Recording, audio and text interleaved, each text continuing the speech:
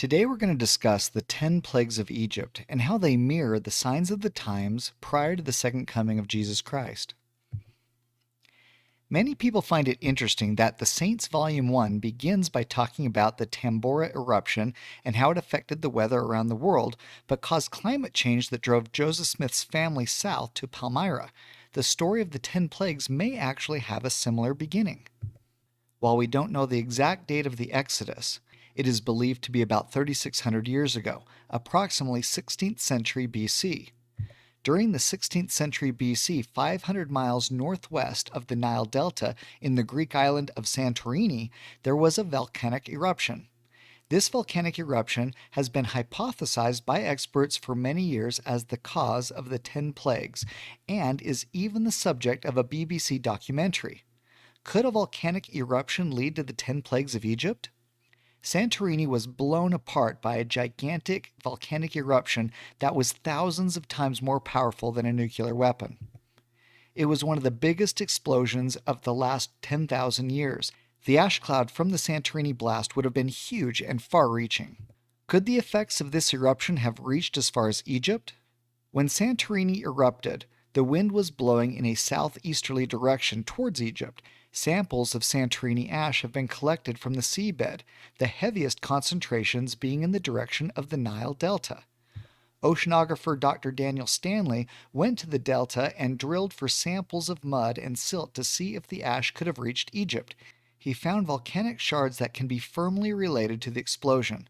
But what would have been the effects, especially if Egypt was experiencing a drought at the time? Let's look at each of the 10 plagues one by one. The first plague was the river turns to blood. Exodus 7:17 and 18 describe the Lord telling Moses that he will turn the river to blood and that the fish will all die. While this sounds extraordinary, and truly it isn't unheard of. Beginning in 1991, a similar phenomenon occurred in North Carolina, in the Pamlico Sound, where the river literally turned to blood and all of the fish died. While it took several years for science to figure out what it was that had happened, it turned out that an organism called Pfiesteria pisticida. Try saying that 10 times fast. The second word means fish killer. Research has shown both toxins being released as well as a direct feeding on the fish. Pfiesteria is benign until the right conditions are met, specifically shallow, poorly flushed, polluted, meaning nutrient-rich water with a high concentration of fish. The Pfiesteria attacked the fish, causing lesions, hemorrhaging, and then death. The estimated number of dead fish exceeded 1 billion across a 66 square mile area over the next 6 years. Nutrient-rich as a result of volcanic ash combined with a drought, and perhaps even if it wasn't a drought, could be the perfect conditions for Pfiesteria to turn the Nile River to blood. The second plague was frogs. Exodus chapter 8 verses 3 and 4 says, "And the river shall bring forth frogs abundantly, which shall go up and come into thine house, and into thy bedchamber, and upon thy bed, and into the house of thy servants, and upon thy people, and into thine ovens, and into thy kneading doughs. And the frogs shall come up both on thee, and upon thy people, and upon all thy servants." Verses 13 and 14 says, "And the Lord did according to the word of Moses, and the frogs died out of the houses, out of the villages, and out of the fields, and they gathered them up upon heaps, and the land stank." A frog partially breathes through its skin. However, this becomes a problem under the conditions mentioned before. The Pfiesteria blood and toxicity of the water would force frogs from the Nile and surrounding areas to leave and begin looking for other water sources. Within a few days, frogs would die and begin to decompose. Lice is mentioned as the third plague. Exodus 8 verse 17 says, "Aaron stretched out his hand with his rod and smote the dust of the earth, and it became lice in man and in beast. All of the dust of the land became lice throughout all the land of Egypt." While the King James Version translates it lice, most other biblical translations say gnats. This would make more sense because it is clear from verse 17 that both man and beasts were affected, and there are no strains of lice that live both on humans as well as animals. Additionally, decomposing frogs, and even more so fish, would result in gnats or small flying insects. The fourth plague is flies. Exodus 8 verses 21 and 24 says, I will send swarms of flies upon thee, and upon thy servants, and upon thy people, and into thy houses, and the houses of the Egyptians shall be full of swarms of flies, and also on the ground whereon they are. And the Lord did so, and there came a grievous swarm of flies into the house of Pharaoh, and into his servants' houses, and into all the land of Egypt. The land was corrupted by reason of the swarm of flies. Rotting fish and frogs would naturally cause swarms of flies within a couple of days. There are many species of biting flies that can carry a variety of diseases. Notice it said the land was corrupted by reason of the swarm of flies. Sanitation was no longer possible. No clean water, one major food source, being fish, was gone, and everything was being infected by diseased flies. This is where a major promise is made that most people overlook. The Lord promised to spare those living in Goshen, where the Israelites lived. As you can see here, Goshen is significantly south of where the plagues took place, where the Israelites were living. They were not affected by the plagues. There were no flies, no frogs, or dead fish nearby. This becomes an important detail as we continue this narrative.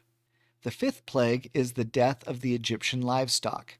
Exodus 9 verses 3 through 6 reads, Behold, the hand of the Lord is upon thy cattle, which is in the field, upon the horses, upon the asses, upon the camels, upon the oxen, and upon the sheep. There shall be a very grievous murrain, and the Lord shall sever between the cattle of Israel and the cattle of Egypt, and there shall nothing die of all that is the children of Israel. And the Lord appointed a set time, saying, Tomorrow the Lord shall do this thing in the land. And the Lord did that thing on the morrow, and all the cattle of Egypt died, but the cattle of the children of Israel died not one. The diseased flies now have bitten and infected the livestock of the Egyptians, while the Israelite animals are left healthy. The livestock die off. Water contaminated, although it might be cleaned up by this time. No fish, no livestock. This only leaves grains as the remaining food source for the Egyptians. Next comes boils. Exodus 9 verses 10 and 11 says, And they took ash of the furnace and stood before Pharaoh, and Moses sprinkled it up towards heaven, and it became a boil, breaking forth with blains upon man and upon beasts. And the magicians could not stand before Moses because of the boils, for the boil was upon the magicians and upon all the Egyptians. The infection from the flies impacted the animals first, but then also caused boils to come upon the Egyptians. Boils are caused by germs that enter the body through small nicks or cuts. This could have been the bites of the flies or resulting from scratching the skin when the flies were swarming. Again, Pharaoh hardens his heart, and the Lord makes a promise. In Exodus 9 verse 15 it says, For now I will stretch out my hand, that I may smite thee and thy people with pestilence, and thou shalt be cut off from the earth. Pestilence is defined as a fatal epidemic disease. Bubonic plague is one of the 3 types of plagues caused by bacterium Yersinia pestis. 1 to 7 days after exposure to the bacterium, flu-like symptoms develop. These symptoms include fever, headaches, and vomiting. Swollen and painful lymph nodes occur in the areas closest to where the bacteria entered the skin. Occasionally, the swollen lymph nodes may break open. The 3 types of plagues are the result of the route of infection: bubonic plague, septicemic plague, and pneumonic plague. Bubonic plague is mainly spread by infected fleas from small animals. It may also result from exposure to the body fluids from a dead plague-infected animal. In the bubonic form of plague, the bacteria enters through the skin through a flea bite and travel via the lymphatic vessels to a lymph node, causing it to swell. The 7th plague is fire and hail. Exodus chapter 9 verses 22 through 25 says, And the Lord said unto Moses, Stretch forth thine hand towards heaven, that there may be hail in all the land of Egypt, upon man, and upon beast, and upon every herb of the field throughout the land of Egypt. And Moses stretched forth his rod toward heaven, and the Lord sent thunder and hail, and the fire ran along the ground, and the Lord rained hail upon the land of Egypt.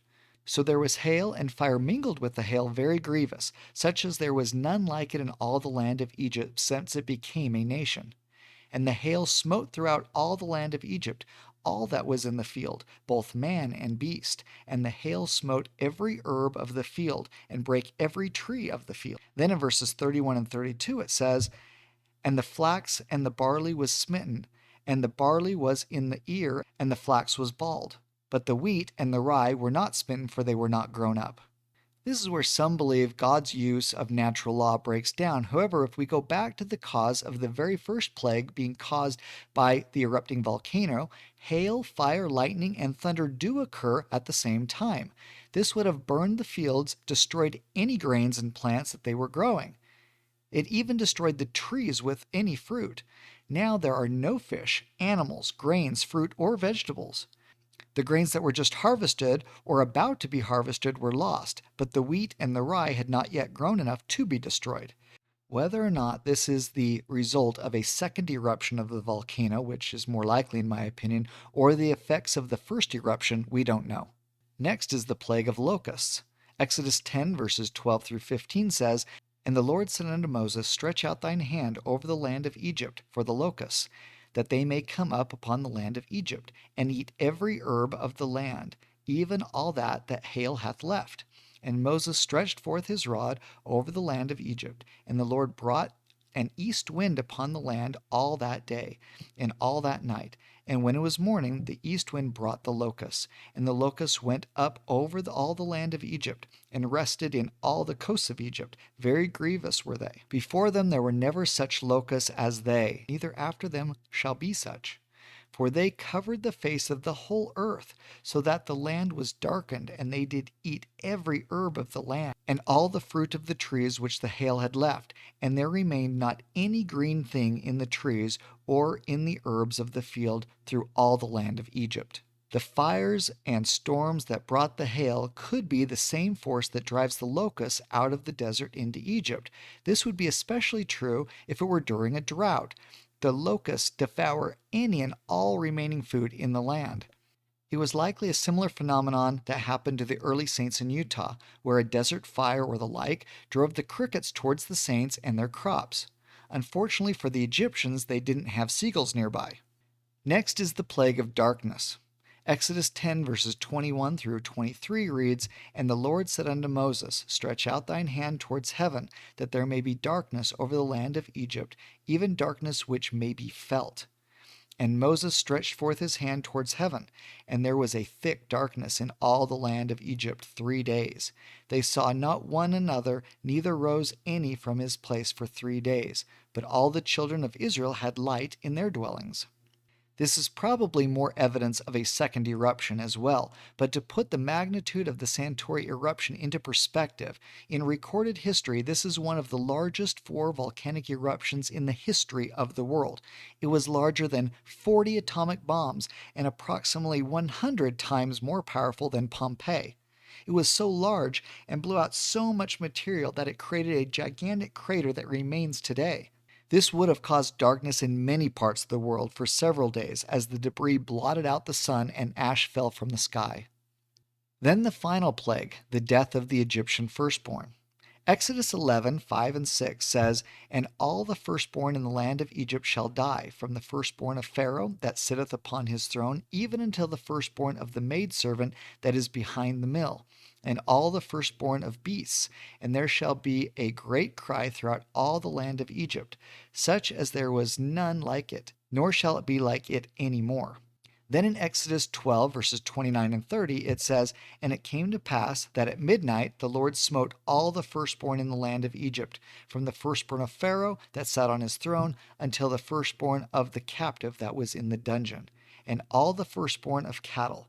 And Pharaoh rose up in the night, he and all of his servants and all the Egyptians, and there was a great cry in Egypt, for there was not a house where there was not one dead." There have been many people who believe in the consecutive nature of many of the plagues.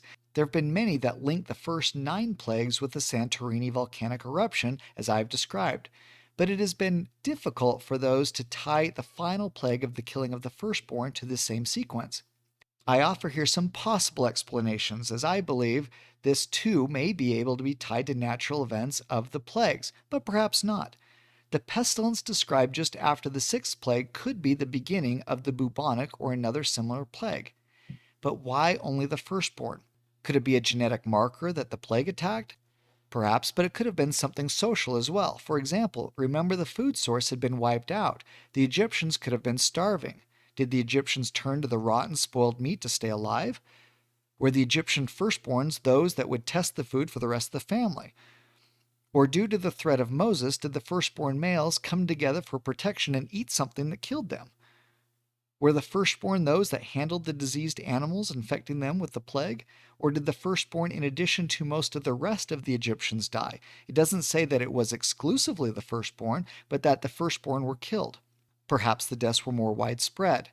There are simply not enough details in the scripture to know for sure, but there are enough plausible ways that this could have happened that I feel it could have been part of the natural sequence put in place by God with the original volcanic eruption. Then again, God, using methods that we don't understand, may have just killed the firstborn.